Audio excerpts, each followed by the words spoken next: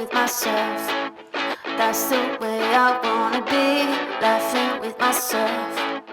That's the brightest side of me. You know how there's loud talkers out there in the world that want to show off what their day is going to be like, what their life is like? It's fancy. Well, today was the only day I actually did that. And it was for something I thought was cool. I was at a coffee place that I go to, and the cashier, he asked, he goes, what are you up to for the rest of the day? And I go, this is true. I said, well, I'm going to put together my gamer chair, because that's pretty damn cool, you know? Guys, it arrived. Yeah, I know. It's taking me freaking so long to put the monitor up here, the whole setup. But it's getting there. I have the chair now. It's, the box weight, it's like 51 pounds. The chair is heavy. It's a heavy duty. I went to pick it up at FedEx, and it was pretty funny because that cashier at FedEx, when I got there, he goes, give me your ID and tracking number, please. Like, not having it with me today. That's fine. Then he goes and gets the package from the back. Suddenly, change of energy.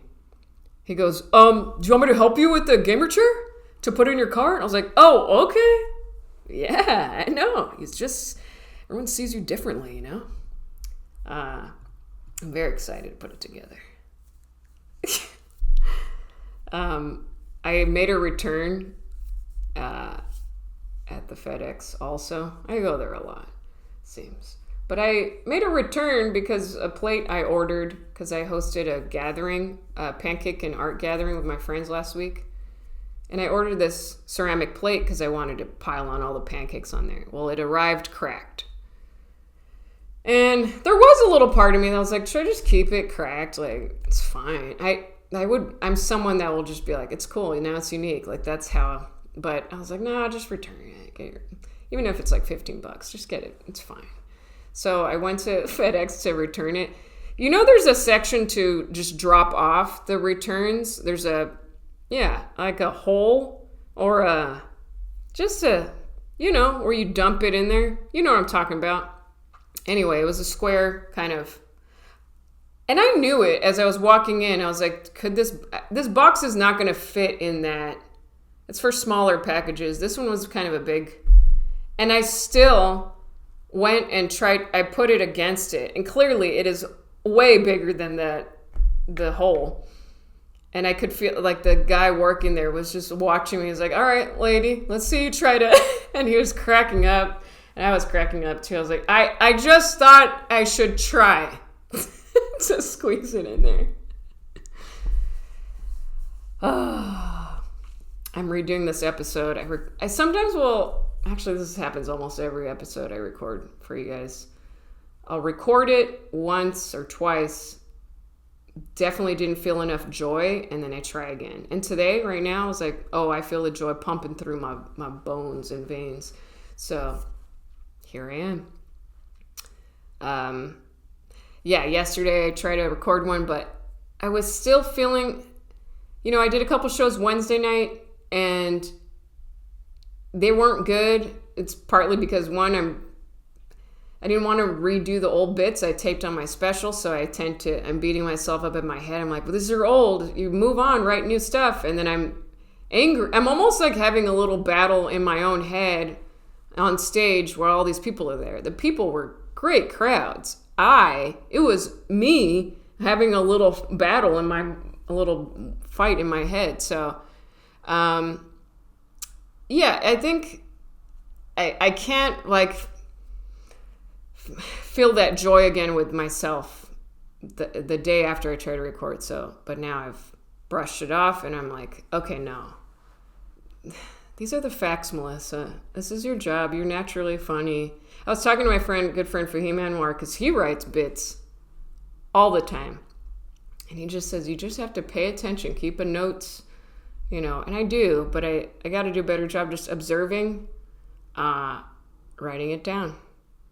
Because I know, the way I view things, it's fun, you know? Oh, do you guys, I know this is gross, but do you ever need to go poop? And you could feel the poop, it's hanging in there. And it's kind of a good feeling, no? You're like, it's gonna, this one, you just know, like, it's gonna feel good when it pops out, you know? Anyway, just thought of that. I like that when it's hovering in there and you're like, it's gonna be a good one. It's gonna feel nice. So, remember I mentioned my journals. I have a lot of them. A lot of them they don't make sense. They're just stream of consciousness, random. Oh, I'm going to go. Most of my journals are, it's 10 a.m. I'm having cereal. I got to go to FedEx. I'm going to pick up the gamer chair. Man, I'm sleepy. Well, my dog is funny. She sleeps a lot. It's just gibber. And then sometimes there's moments where, I'm really letting it out. Like, what the fuck, dude? Why did that happen? Stupid. You know, so that's how most of them are. So I shredded them. But I kept the ones that I did find the years where, you know, the beautiful chapter of my life where leading up to getting SNL and some of SNL, I kept those journals too because it's magical. So I definitely shared those. Don't worry. But all those other junky ones I skimmed through. I was like, you could trash it. So in Whittier, there was a shredder coming into town. This is how my mom put it. She's like, the shredder's, it's arriving in Whittier. It's coming by. It's coming by. My parents had like old paperwork. They're like, we just need to shred it. And so I was like, And they were like, don't you want to toss some of those journals? And I was like, absolutely. These old ones, yes. So I packed them up, gave them to them. And I don't know why I'm a visual person. So I imaged a big, kind of a cartoony big chomper with big teeth, just shredding it, everything. I don't know what it looks like, but I'm going to keep it that way. What's that bomb thing that's tied to the chains in Super Mario? I guess it's a bomb. Yeah, it has those big teeth. That's what I pictured the shredder is. There was a part of me, I was like, what if the shredder shredded up my journals, but some pieces just happened to fly in the sky and land in backyards or in people's laps? Some little man sitting at a park and this little slice of my journal just lands on his lap and he goes, oh, what? Let me read this. Oh, he's a hot motherfucker. What? That's how I would write. I don't know. But I just thought, just imaged, just little sentences were still connected, you know? Maybe a piece of my journal lands in a family's backyard and this little kid's playing in the sandbox. And it flies, a little piece of my journal just flies on the kid's lap. And he goes, what's this? And he reads it. My boogers are stuck to my pockets. I like it. I like the tape. What? Mom? I did write that once. One time I had a crusty old booger attached to my keyboard on my laptop. Isn't that funny? Sometimes you're in Zoom meetings and you're just looking around your desk and you're like, oh, wow, this is and I'm scratching it off to get it off of my laptop. Nasty. Okay, here's another nasty, silly idea. I was thinking about the Full House theme song. So this singer, he sang a lot of the classic sitcoms, theme songs back in the day. I don't know his name, but boy, he did a good job, you know. He sang Family Matters theme song, Step by Step, and he had such a specific voice, you know. Whatever happened to the predictability? The milkman, the paperboy, everywhere you look, everywhere there's a heart, I had to hold on to. Ba-do-ba-ba-da. And I was laughing at myself, thinking, what if this singer wanted to branch out in his career and do other things, like other songs that aren't family sitcom oriented? What if he wanted to write some nasty little songs, you know? I think it'd be funny. He'd be like, I'm coming over tonight. Oh yeah. I'm a bad guy. Oh wait, this is the chorus I wrote. You let me in your full house. Oh yeah, I'm all the way in. Yeah, you let me through your back door. You're a little whore. Yeah, you say you want me to choke you, and I say, you got it, dude.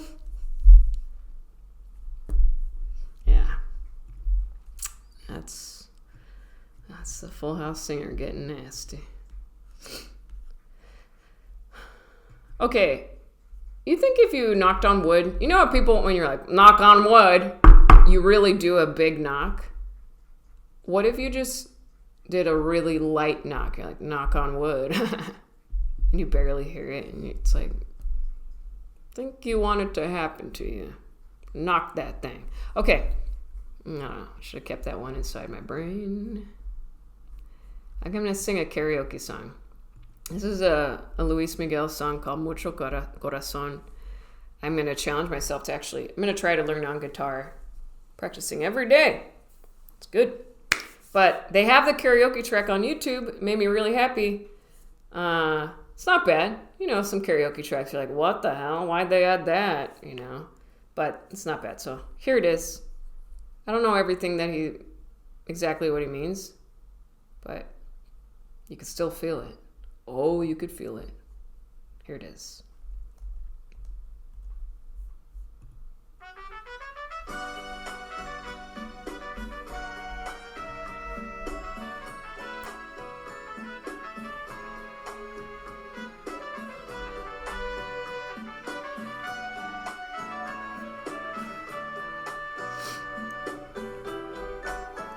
De si encontraste en mi pasado una razón para quererme o para olvidarme. Pides cariño, pides olvido, si te conviene. No llames corazón lo que tú tienes. De mi pasado preguntan todos que cómo fue. Si antes de amar debe tenerse fe. Dar por un querer la vida misma sin morir. Eso es cariño, no lo que hay en ti. Yo para querer no necesito una razón. Me sobra mucho, pero mucho corazón. Yeah. I'm trying to remind myself, try not to sing like him, the way I know it, but sing what's easy in my vocal register. It's progress.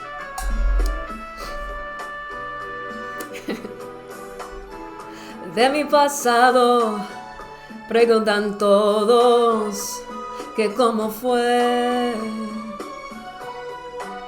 Si antes de amar debe tenerse fe. Dar por un querer la vida misma sin morir. Eso es cariño, no lo que hay en ti. Yo para querer no necesito una razón. Me sobre mucho, pero mucho corazón.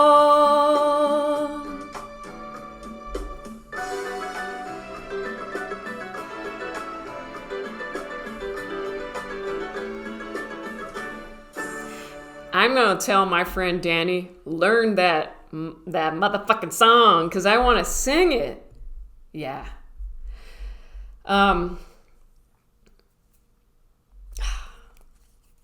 You know, I gotta stay out of my damn head. Actually, that's the next drawing. Is a brain saying, enter, enter, please, come on in. Come see the glorious things. And just a little person outside going, nah, I'm good. Because it's, when I'm in there, too much. Stay out of the fucking head. Stay out of your mind and the thinking. Show up. Do it. Be there. Okay, hold on. I'm onto something. Hold on. You know what is really amazing? And I'm so honored that I'm in this chapter of my life. I got the dream that I wanted and the goal, it came true. That was and now I'm in a place where there's no goal, which is good because I'm in a place of pure enjoyment of everything around me. Things are now just for fun. It's just for fun. It's not, actually, that's the most, wow, that's such a good spot to be in. It's just for fun. I don't have to stress myself. Oh, I need a goal. How about just for fun? I had a couple shows last week, just throwing stuff at the wall, new ideas. And when I had that thought of, I'm just here for fun, great set. I freaking killed. Just saying. Maybe that helps you. I don't know. Oh, you know what I did? Something that I haven't done in a long time. And I think it's because I got tired after SNL. I hadn't put on a wig and done a character impression in a long time. You know, if you follow me, you hadn't seen it. But on Monday, Memorial Day, I was just home alone. I was just cleaning, doing stuff. But I had on my list, I ordered because I think, I'm always open to impressions, and it's usually from the people that I admire and look up to and listen to. And someone I listen to a lot is Rick Rubin. He is a music producer, and he has all these wise nuggets about creativity. He has a podcast, and he has a really specific, it's a fun get-up, because I ordered the beard, the glasses, and he's barefoot, I made a silly video on Instagram of Rick Rubin. It's not, the voice isn't down, like the mannerisms yet, but I'm onto something. I'm going to play around with it more. So, yeah, that was fun. That was a cool step, and that felt really, I was like, oh, that feels right, and it felt really good. So, I want more of that. Anyway, guys, have a beautiful, beautiful weekend. Thanks for tuning in. And if you like my art, again, at store.melissavillasinger.com. I have a lot of new prints. I have the clown prints up there, the rainbow pubes. I know you guys like that. And there's a lot of heartfelt ones, silly ones, and originals as well that are already framed. But the originals, I will say, there's a part of me I'm like, damn, they're not that great, because they're kind of when I was starting to draw, so they're not. I don't think they're as good as the ones today, but that was my beginnings of drawing. So if you like that, those are available.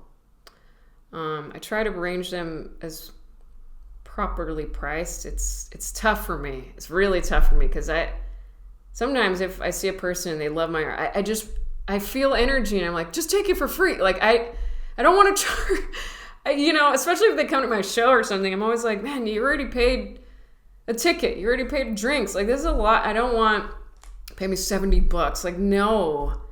Prints, I tried it, the $20. Actually, the 7x9s are $20, and then the 8x10s are $35. I think that my soul feels calm about. I feel fine with that. But anyway, art world, you know? I don't know. All right, guys. Have a wonderful weekend. Bye-bye. Laughing with myself. That's the way I wanna be. Laughing with myself. That's the brightest side of me.